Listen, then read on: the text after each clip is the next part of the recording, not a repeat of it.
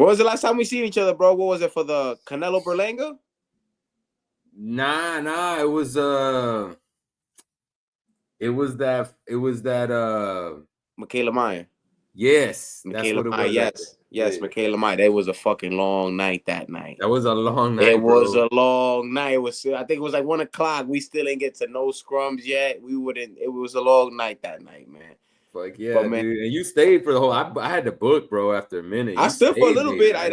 I still didn't get everything I wanted, but it was just one of them nights where it was just dragged. It was one of those. I was like, let's just get out of here. Let's just get out of Word. here. But what's up with you? How's everything, man? Shit, chilling, man. Just like tripping out that we got a lot of boxing still left to go in this month, bro. Like December is gonna December, be a I feel December. like the zone got it. The zone got it right now for this month, but that's what we got to jump into.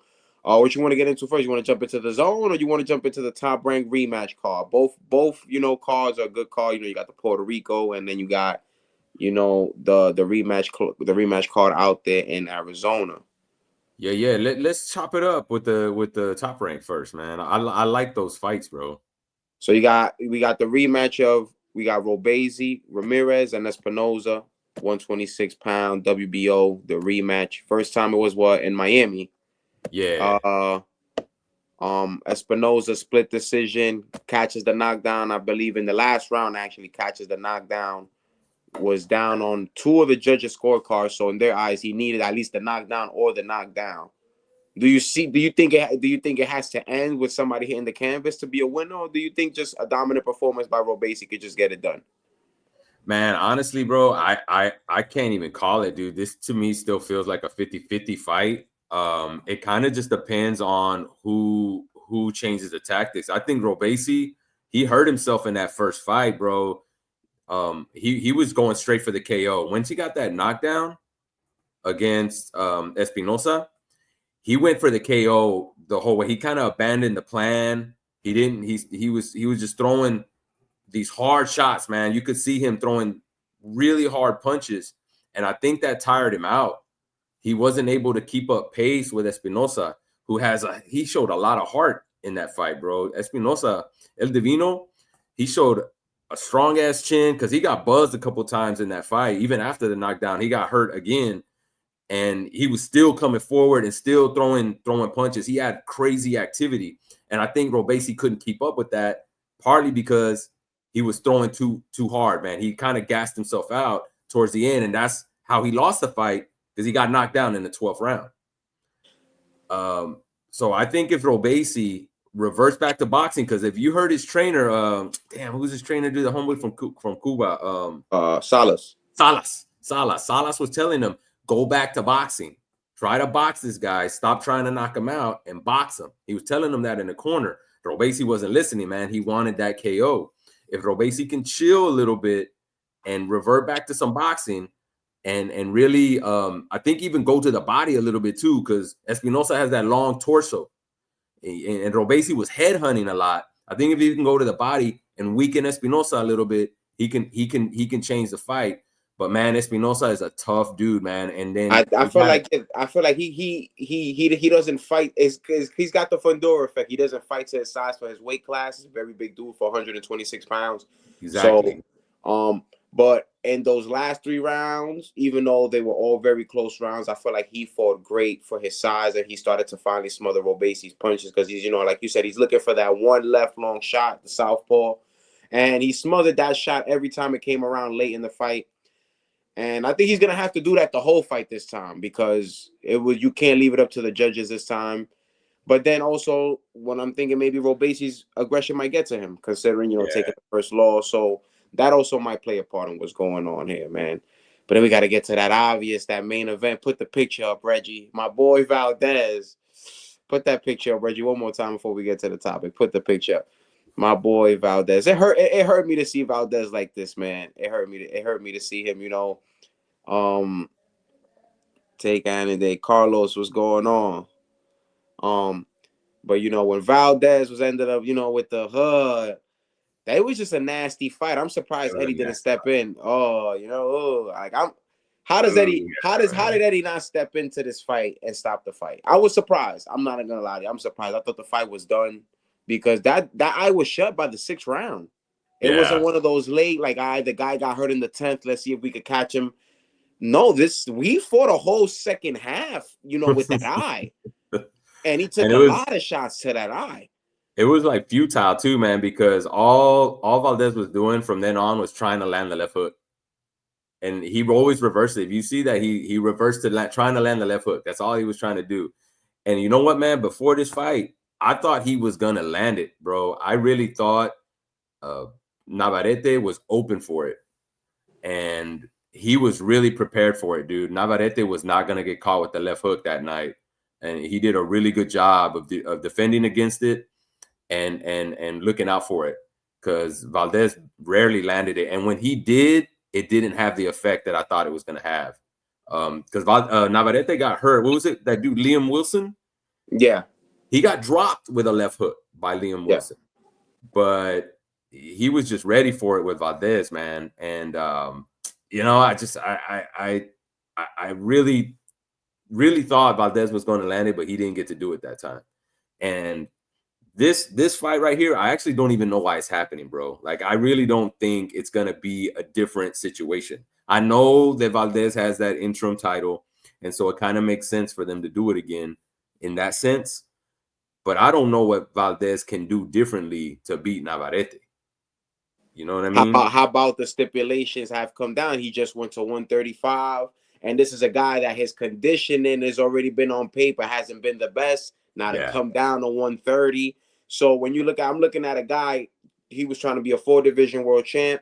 He fails at the task, nothing wrong. But now you got to come down and wait. Now a guy that just had a good performance, nonetheless, the competition might not have been the best, but at least his confidence is high. We all can agree, at least about this confidence is high right now. But another thing I wanted to touch with you, considering this fight, is it me or is it that Eddie tries to teach everybody somehow the way he trains Canelo with the high guard? But it's just he's not Canelo. So obviously it doesn't really it doesn't really step up to that magnitude, and it looks kind of flat especially when the game plan is not working. And then when he's obviously, to me, he's been the definition of an unorthodox fighter. And we call orthodox. No, he's the definition of an unorthodox, awkward fighter. And I mean that in a more respectful way. His punches come from everywhere. Keeps his head on the line while throwing punches, off the line while throwing punches. He's a unique fighter to study. And I think he's got his hands full. And I'm sorry to say this about this, but if the conditioning is right, I think Valdez gets stopped. I'm sorry. And I love Valdez. I think he gets stopped if the conditioning is like, if you told me right now, Chris, Navarrete's on weight, everything, he had no problems, I'm gonna have to go with the stoppage.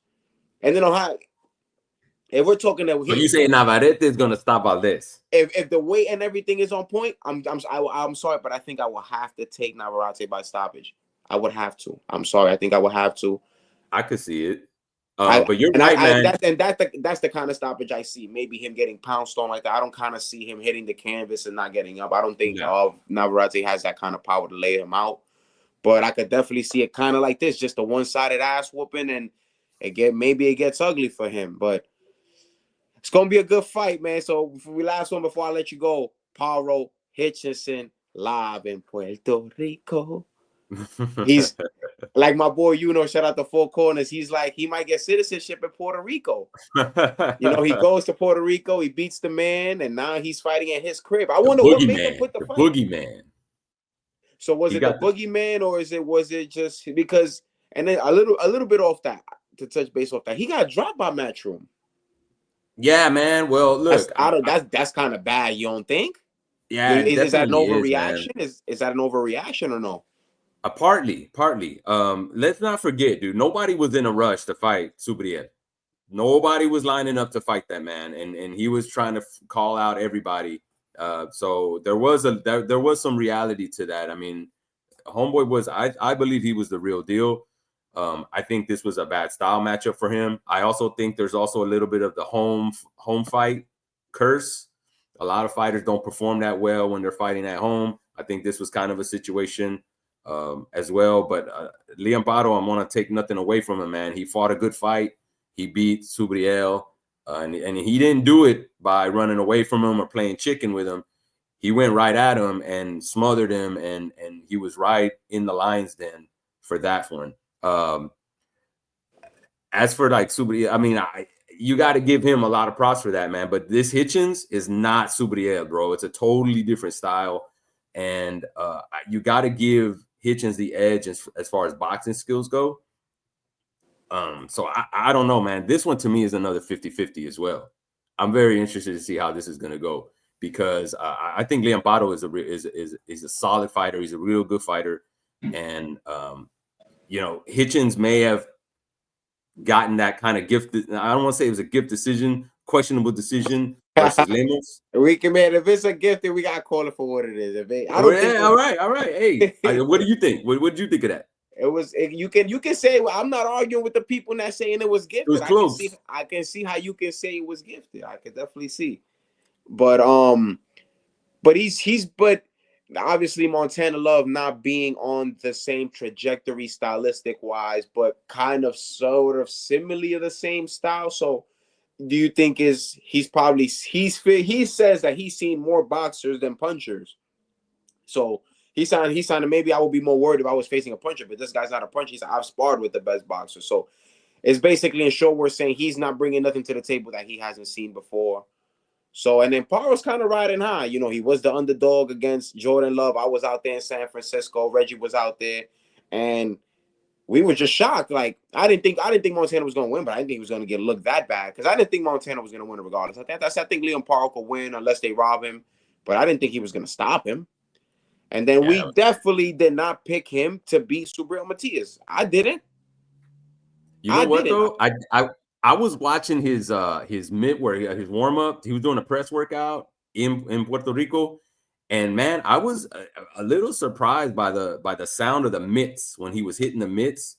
Homeboy has some heavy hands, bro. He doesn't have a whole lot of KOs, at like the highest KO ratio, but I think he's got some power in those hands, man. And so that worried me a little bit, because I'm like, yo, those punches sound mad hard, bro. So, but I still didn't think he was going to do the win. I knew it was going to be a better fight than expected. I didn't think he was going to beat Subriel like that. And then one thing I wanted to touch, maybe he fed into his own ego. The word around town when Puerto Rico was he was feeding into the ego. Maybe 2 weeks before the fight, like he let go. He was at home. He was feeling comfortable, and then I don't know what went wrong. I feel like the drop is an overreaction. I think you just take him to the bottom. You give him something. I feel like Eddie Hearn has the fights for these guys. So I feel like dropping him was actually an overreaction, to be honest. Completely, man. And then he also left his trainer as well. Panda, he leave Panda? He left Panda, man. At the time, they were saying it was rumored, and I never actually really spoke on it. I tried to reach out to Panda. He didn't reach back out. Okay. So I the last I heard was those things, and I haven't heard anything since then. This was about Tank for Frank Martin in June, July, August. Yeah, I heard it around Crawford Madrimov. Paco just might be lacking a bit in area.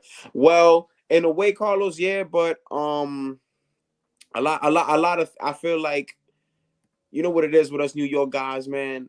A lot of us New York guys talk a big game, so when we lose these big fights, people are waiting to climb down on you for talking a lot of shit, for walking around with your chest out. Like now, I'm seeing, you know, Paul Hitchison was semi-aggressive for the build-up of this fight, but now that it's fight week, he's definitely, you know, he's being more aggressive. And sometimes that plays a role against you. And like I said, let's see, because I don't feel like Paro has to knock him out, but Paro definitely could. I feel like he can do a lot. What? Because Richardson's not the biggest puncher in the book. 7 knockouts in 18 fights. Right. So this could be a case. Maybe he takes his best shot. I mean, I just fought the hardest punch in the division, arguably, right? Because between Subriel Matias and Gary Antoine, right? Yeah. So I don't think this guy's going to present a challenge. Maybe that's the game plan Paro has. So. Well, and don't forget, Paro likes to go to the body, man. And Hitchison, he's a pure boxer. And what was one thing you want to do to break down a pure boxer? You go to the body, and that's exactly what Paro does. So that part of his game is going to play a factor in this. and it could weaken Hitchens towards the end of the fight. So, I mean, again, this fight can go a lot of ways, man. And he sounds concerned about the rehydration clause. Oh, he yeah? sounds very concerned about the IBF rehydration clause. For the people that don't know, obviously, you got to have the 10 pounds. So he sounds concerned in that. Don't know why, because that was the route that you took in the mandatory route. So you knew that's the only really rule that they apply with. So I don't know, man. They got right now. It's an underdog. He's the underdog right now, and rightfully so. It's just the fact that when I look at Liam Paro's last 2 fights compared to your last 2 fights, and boxing is a what you done for me lately sport, especially when your name is not up there. Boxing is a definite what you done for me lately, and for what Liam Paro has done for me lately, more than Richardson Hitchens. So I'm willing to eat some crow. I think I'm gonna take Liam Paro, and I'm gonna ride the Liam Paro wave. Let him prove me wrong. He proved me wrong. I'll be here Sunday morning, Monday night, and I'll tell you how I ate crow, how I went against the New York native. I ate some crow. I went to Beleng. I said, yo, I didn't give you a chance, my boy. You proved me wrong. Yo, props to you for that, bro. You told him right up, straight to his face on that. I don't got no shit to tell you, bro. I ain't gonna lie. I ain't think you have a chance. You know what I'm saying? I seen him later in the building. He tapped me on the arm. He's like, yo, I respect that. I ain't say it out there because, I didn't want to show that kind of side. But he's like, yo, I respect that a lot. A lot of people don't say, like, yo, bro, it is what it is. I don't got no problem eating crow. Hopefully he see this, and one day he see me, he's like, oh, you bitch ass nigga, because he's kind of rowdy with the media. So, man, but if you got to go, I appreciate you, Dave. Appreciate your time always, bro. Anytime, brother, man. We do this again, and then you can come up on the channel too, and let me know, man. Always, man. Appreciate you for having the time, spare me some time breaking down these fights with me, man. Anytime, have a good brother. night.